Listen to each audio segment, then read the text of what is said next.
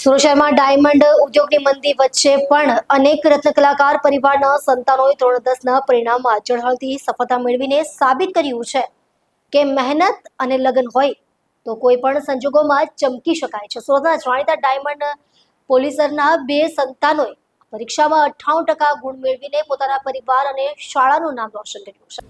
આ વિદ્યાર્થીએ નાણાકીય તંગી અને ઉદ્યોગની મંદી જેવી પ્રતિકૂળ પરિસ્થિતિઓને પડકારરૂપ બનાવીને અભ્યાસમાં ઉત્તમ પ્રદર્શન કર્યું. પરિણામ બાદ બંને વિદ્યાર્થીઓમાં અને પરિવારજનોમાં ખુશીનો માહોલ જોવા મળ્યો. તેમની સફળતાએ સમગ્ર વિસ્તારમાં આદર્શ સ્થાપિત કર્યો છે.